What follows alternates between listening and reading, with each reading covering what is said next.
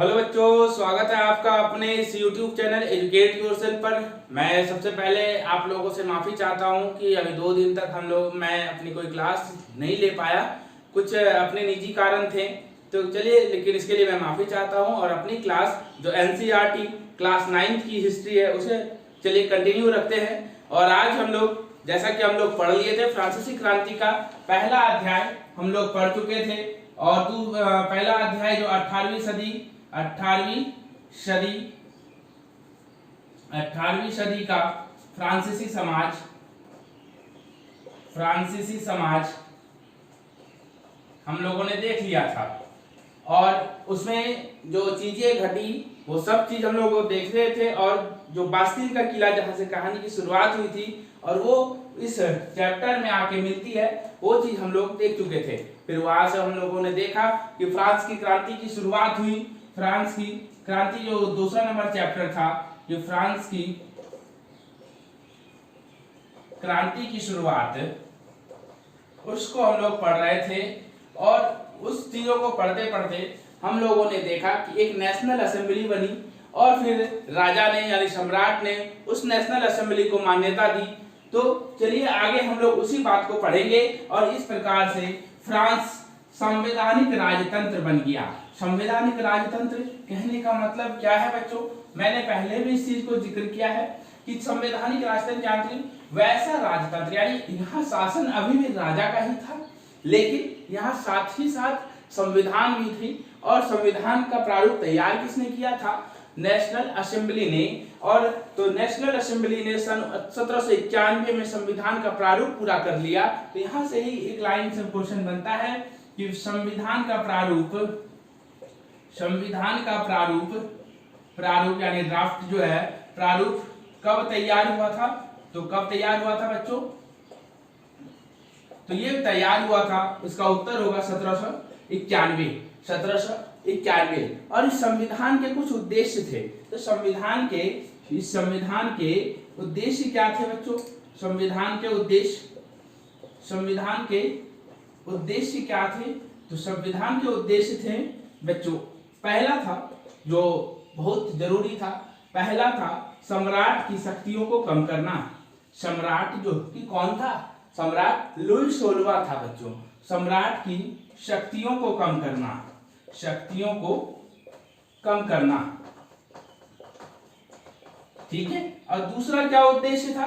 तो दूसरा था शक्तियों का विकेंद्रीकरण करना। दूसरा जो ज्यादा इंपॉर्टेंट था वो था शक्तियों का, क्योंकि शक्तियों का विकेंद्रीकरण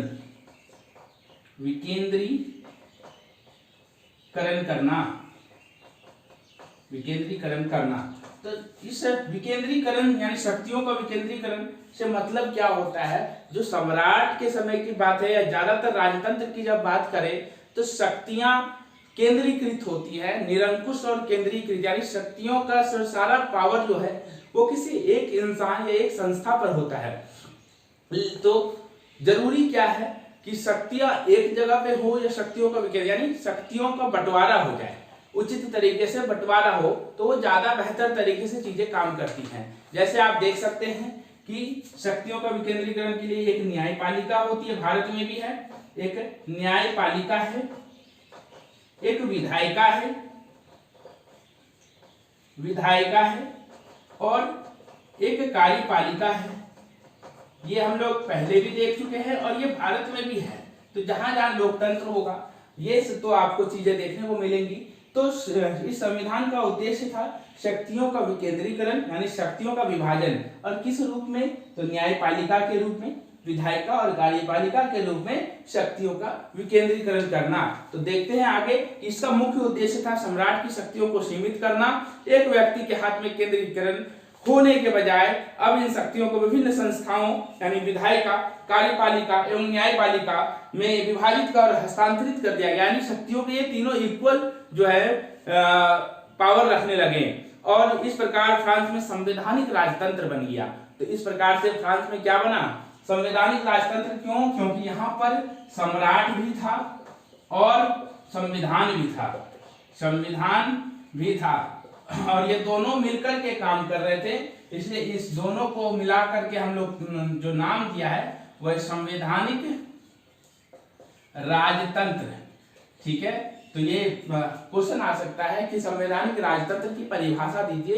तो वैसा राजतंत्र जहां पर एक सम्राट हो और एक संविधान भी हो, है ना, और दोनों साथ मिलकर काम करें, दोनों के उद्देश्य, दोनों के जो पावर है वो बिल्कुल अलग अलग हैं। आगे देखते हैं समाज की जो नए जो संवैधानिक राजतंत्र जब स्थापना हुई तो उस समय समाज किस प्रकार से बट गया था, तो हम लोग उस चीज को थोड़ा समझेंगे। पहले एक डायग्राम दे रखा है, आप लोग भी इसको देख सकते हैं। चित्र नंबर जो 7 है, ये डायग्राम बहुत इंपॉर्टेंट है कि समाज फिर किस प्रकार से वितरित हुआ।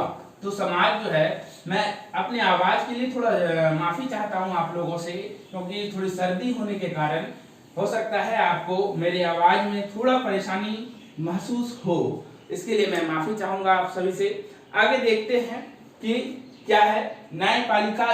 नागरिक जो है फ्रांस के, फ्रांसीसी समाज के जो नागरिक किस प्रकार से फिर बटे, ये कब की बात है, 1791 के बाद जो है ये नागरिक को मुख्यतः दो पार्ट में बांटा गया। एक सक्रिय नागरिक और दूसरा बांटा गया बच्चों निष्क्रिय नागरिक।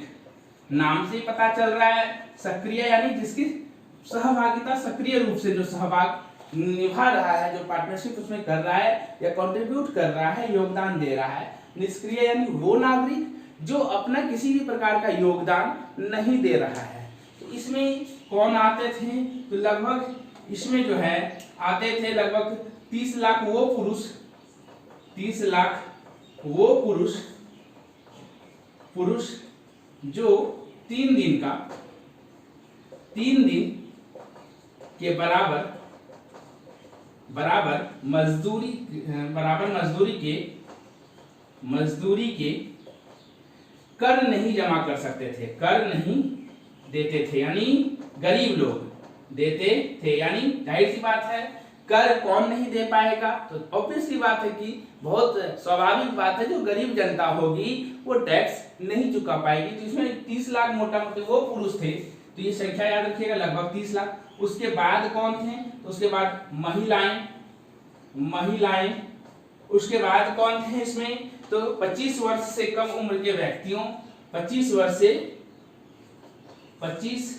वर्ष से कम उम्र के भी पुरुष यानी निष्क्रिय नागरिक, सक्रिय नागरिक के लिए जो कुछ जरूरी अर्हताएं हैं पुरुष के लिए कि वो पहला तो 25 वर्ष की आयु पूरी कर चुका हो। जैसे भारत में वोट देने के लिए जरूरी है कि आदमी को 18 वर्ष की आयु सीमा को क्रॉस करना पड़ता है, पार करना पड़ता है, पहला ये। दूसरा कि 30 लाख वो इसमें पुरुष आ गए थे जो 3 दिन के बराबर मजदूरी का कर चुकाते थे। जो ऐसा नहीं कर पा रहे थे, यानी उनकी संख्या लगभग 30 लाख थी, वो लोग इस फील्ड में आते थे, इस सेक्टर में आते थे, निष्क्रिय नागरिक में आते थे। और फिर महिलाएं भी थी, ठीक है, और बच्चे भी थे। इसमें महिलाएं, बच्चे, जाहिर सी बात है।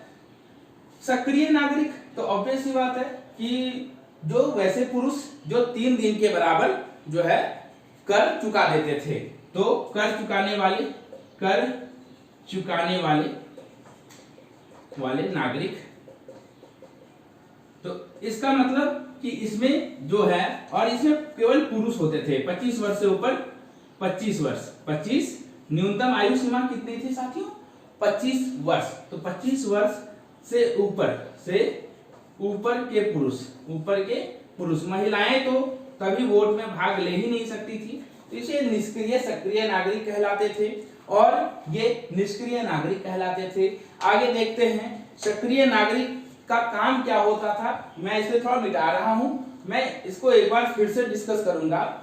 आगे देखते हैं सक्रिय नागरिक क्या करते थे। तो सक्रिय नागरिक को वोट डालने का अधिकार था, सक्रिय नागरिक को वोट डालने का अधिकार था। तो किसको वोट डालने का अधिकार था दोस्तों, तो वो न्यायाधीश को वोट कर सकता था, यानी न्यायपालिका के लिए जो न्यायाधीश चुना जाता था, न्यायाधीश को वोट कर सकता था।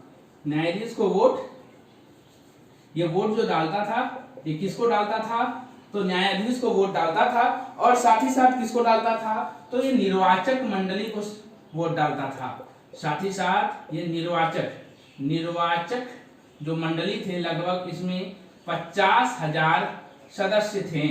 निर्वाचक मंडली में 50,000 सदस्य थे।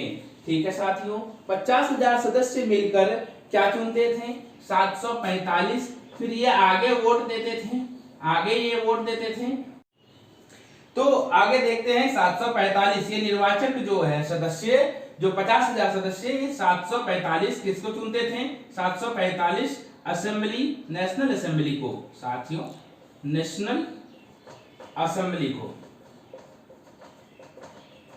जिससे सदस्य की संख्या कितनी होती थी, 745। तो ये ज्यादा याद रखने वाली बात है। ठीक है, कि सक्रिय नागरिक वोट देने का अधिकार उनको न्यायाधीश को था। उसके बाद साथ ही साथ ये निर्वाचक को चुनते थे, जो कि 50,000 सदस्य होते थे, और ये फिर वोट देकर आगे नेशनल असेंबली के सदस्य को चुनते थे, जिनकी संख्या 745 होती थी। तो इन बातों से जो हमें समझ में आ रहा है कि नेशनल असेंबली की जो वोटिंग होती थी वो डायरेक्ट नहीं होती थी। नेशनल असेंबली के सदस्य अप्रत्यक्ष चुनाव के द्वारा चुने जाते थे। किस प्रकार से, अप्रत्यक्ष। क्यों अप्रत्यक्ष, क्योंकि सक्रिय नागरिक सीधा सीधा नेशनल असेंबली के सदस्य को नहीं चुन रहा है। सक्रिय नागरिक निर्वाचक के सदस्य को चुन रहा है, और निर्वाचक फिर आगे चुनते हैं नेशनल असेंबली। भारत के संदर्भ में बात करें साथियों, तो भारत में हम लोग वोट डालते हैं तो सीधा सीधा पीएम को वोट नहीं देते हैं, हम लोग किसी पार्टी को जिताते हैं, फिर पार्टी के मेंबर्स मिलकर अपने लिए अपना नेता चुनते हैं। इसलिए प्रधानमंत्री का चुनाव यहाँ प्रत्यक्ष रूप से नहीं होता है। हम लोग अपने लिए सिर्फ लोकसभा और विधानसभा के मेंबर्स चुनते हैं। सेंट्रल की बात करें तो प्रधानमंत्री बनते हैं, जो रूलिंग पार्टी, जो सत्ता पार्टी होती है, उसके हेड को प्रधानमंत्री बनाया जाता है। और अगर स्टेट लेवल, राज्य के स्तर पे बात करें तो उसके हेड को मुख्यमंत्री बनाया जाता है। कुछ उसी प्रकार से वहां होता था कि नेशनल असेंबली, ये पूछा जाता है, नेशनल असेंबली का चुनाव जो है प्रत्यक्ष होता था या अप्रत्यक्ष होता था, तो अप्रत्यक्ष चुनाव होता था। क्योंकि देख सकते हैं सक्रिय नागरिक निर्वाचक को चुनते थे, सक्रिय नागरिक निर्वाचक को चुनते थे, जो कि लगभग 50,000 सदस्य होते थे। फिर वो आगे वोट डालकर नेशनल असेंबली के सदस्यों को चुनते थे, जो कि 745 होते थे। तो इस चीजों को हम लोग आगे देख लेते हैं कि सन 1791 में संविधान ने कानून बनाने का अधिकार नेशनल असेंबली को सौंप दिया। नेशनल असेंबली अप्रत्यक्ष रूप से चुनी जाती थी। ये इंपॉर्टेंट लाइन है। सर्वप्रथम नागरिक एक निर्वाचक समूह का चुनाव करते थे, जो पुनः असेंबली के सदस्यों को चुनते थे। सभी नागरिकों को मतदान का अधिकार नहीं था। जाहिर सी बात है, तो किस तरह के नागरिकों को मतदान का अधिकार नहीं था? पहला तो 25 वर्ष से कम उम्र के पुरुष, महिलाओं और बच्चों को, चाहे वो किसी भी महिला किसी भी उम्र की हो, चाहे कितना अगर कमाते थे, नहीं ही थी उस समय भी, अगर कमाते भी होंगी तो भी उनको वोट डालने का अधिकार नहीं था। तो 25 वर्ष से कम उम्र के पुरुष को वोट डालने का अधिकार नहीं था, महिलाओं और बच्चों को वोट डालने का अधिकार नहीं था, और वो पुरुष जो 3 दिन के बराबर मजदूरी का कर नहीं चुका पाते थे, यानी जो गरीब जनता होती थी, वो वोटिंग सिस्टम से बाहर थी। इसलिए इन सभी को क्या कहा जाता था? सामूहिक रूप से निष्क्रिय नागरिक। क्या कहा जाता था? निष्क्रिय नागरिक। और जो वोट डाल सकते थे उसको सक्रिय नागरिक कहा जाता था। आगे देखते हैं, संविधान पुरुष एवं नागरिक अधिकार घोषणा पत्र के साथ शुरू हुआ। संविधान किस चीज के साथ शुरू हुआ? पुरुष और नागरिक अधिकार घोषणा पत्र के साथ। ये जो स्रोत गौ है, इसमें नागरिक और पुरुष और नागरिक घोषणा पत्र दे रखा है, इसको आप देख सकते हैं। उसके बाद जीवन के अधिकार, अभिव्यक्ति की स्वतंत्रता के अधिकार और कानूनी बराबरी के अधिकारों को नैसर्गिक और अहर्निय अधिकार के रूप में स्थापित किया गया। यूनिवर्सल ये अधिकार बनाए गए, अर्थात ये अधिकार प्रत्येक व्यक्ति को क्या किया गया? जन्माना प्राप्त किए गए। जैसे भारत में भी कुछ लोगों को मतलब जो भारत में जन्म लेता है उसको कुछ अधिकार जन्म से ही प्राप्त हो जाते हैं, ऐसे अधिकारों को नैसर्गिक अधिकार कहा जाता है। तो ये सब अधिकार वहां पर जन्म लेने के साथ ही थे, ना कि किसी खास क्लास में जन्म लेने के साथ मिलता था। तो ये सब इनको कहते हैं नैसर्गिक अधिकार। आगे देखते हैं, लेकिन जैसा कि हमने देखा कि इसमें भी एक फॉल्ट ये था कि जो गरीब लोग होते थे और महिलाएं होती थी वो वोटिंग सिस्टम से बाहर हो गए थे। इसलिए इसका मजाक उड़ाते हुए क्रांतिकारी पत्रकार जियो पॉल मरा ने अपने अखबार लामी द पल्प यानी जनता का मित्र, तो ये याद रखिएगा जियो पॉल मरा, और उनका अखबार का नाम क्या था? लामी द पल्प। ये जियो पॉल मरा ये कौन थे? ये एक क्रांतिकारी पत्रकार थे, क्रांतिकारी पत्रकार थे। और इन्होंने जो है इनका जो अखबार था, अखबार का नाम क्या था? अखबार का नाम क्या था साथियों? तो अखबार का नाम था लामी द पल्प, लामी द पल्प, ये याद रखेंगे। जियो पॉल मरा एक क्रांतिकारी पत्रकार थे और इनके अखबार का नाम था लामी द पल्प। इन्होंने एक व्यंग किया था, जो है व्यंग कुछ इस प्रकार का है कि जनता के प्रतिनिधित्व का कार्यभार अमीरों को सौंप दिया गया, गरीब और शोषितों की दशा केवल शांतिपूर्ण तरीके से कभी नहीं सुधर सकती, है ना। इन्होंने अमीरों को निशाना साधे। क्यों अमीरों को? क्योंकि जो कर नहीं दे सकते थे वो वोटिंग सिस्टम से बाहर थे, इसलिए इन्होंने यह व्यंग कसा था। तो इस चीज को, ये चैप्टर यही समाप्त होता है। आगे जो है कुछ एक जो ये डायग्राम है, इस बॉक्स 1 को जरूर देखें, इससे ऑब्जेक्टिव क्वेश्चन पूछे जाते हैं कि जैसे टूटी हुई जंजीर किसका प्रतीक है? तो जाहिर सी बात है दास्ता से जो है मुक्ति का प्रतीक है, या बर्छीदार गट्ठर ये जो है कि ये एकता का प्रतीक है, और त्रिभुज के अंदर की रोशनी यानी ये ज्ञान का प्रतीक है, राजदंड जो है शाही सत्ता का प्रतीक है। इसी प्रकार अपनी पूंछ में लिए सांप या फ्रजाइन टोपी, नीला सफेद लाल जो है फ्रांस का राष्ट्रीय रंग था। फ्रांस का राष्ट्रीय रंग क्या था? नीला सफेद लाल, इस बात को याद रखेंगे। डेनो वाली स्त्री कानून का मानवीय रूप, जैसे भारत में कानून का मानवीय रूप क्या है? तो आंख पर पट्टी बांधी हुई देवी जो तराजू लिए रहती है, उसी प्रकार वहां डेनो वाली स्त्री यानी पंख वाली स्त्री थी। और विधि पट था जो कानून को बताता है। एक इंपॉर्टेंट क्वेश्चन यहां से बनता है कि फ्रांस की क्रांति ने वर्ल्ड को क्या दिया? तो वर्ल्ड को दिया जो हमारा संविधान भी जिस चीज को एक्सेप्ट किया है, स्वतंत्रता, समानता और बंधुत्व। फ्रांस की क्रांति ने पूरे विश्व को किसका मैसेज दिया है? ये इंपॉर्टेंट क्वेश्चन बनता है कि फ्रांस की क्रांति इंपॉर्टेंट क्यों है? क्योंकि फ्रांस की क्रांति के बाद ही जो है क्रांति की भावना लोगों के मनों में आई, और दूसरी बात कि स्वतंत्रता, समानता और बंधुत्व की बात सबसे पहले तो फ्रांसीसी क्रांति ने विश्व को क्या संदेश दिया? विश्व को क्या संदेश दिया? संदेश दिया, तो क्या संदेश दिया? स्वतंत्रता, समानता व बंधुत्व। ये हमारा संविधान ने भी इस चीज को एक्सेप्ट किया है, प्रस्तावना में इस वर्ड को जोड़ा गया है। ठीक है, आगे हम लोग जो है कल फिर नेक्स्ट क्लास को पढ़ेंगे, जिसमें हम लोग पढ़ेंगे फ्रांस में राजतंत्र का उन्मूलन और गणतंत्र की स्थापना। अभी तक हम लोगों ने पढ़ा कि फ्रांसीसी समाज किस प्रकार से था, फ्रांस में क्रांति की शुरुआत किस प्रकार से हुई और किस प्रकार से एक संवैधानिक राजतंत्र की स्थापना हुई थी साथियों। लेकिन अब पढ़ेंगे कि किस प्रकार राजतंत्र पूरी तरह से खत्म हो जाता है और गणतंत्र की स्थापना कैसे होती है। इस पूरे बातों को हम लोग अगले अध्याय में पढ़ेंगे। तब तक के लिए धन्यवाद, फिर मिलते हैं और तब तक के लिए मेरे इस चैनल को ज्यादा से ज्यादा लोगों तक पहुंचाने के लिए इस वीडियो को लाइक करें, शेयर करें साथियों, और हमारे इस चैनल को सब्सक्राइब करें ताकि हमारी मुहिम ज्यादा से ज्यादा लोगों तक पहुंचे। और नोटिफिकेशन मिलने के लिए आप लोग साथी सब्सक्राइब के साथ साथ बेल आइकन को भी जरूर दबा दें। धन्यवाद साथियों।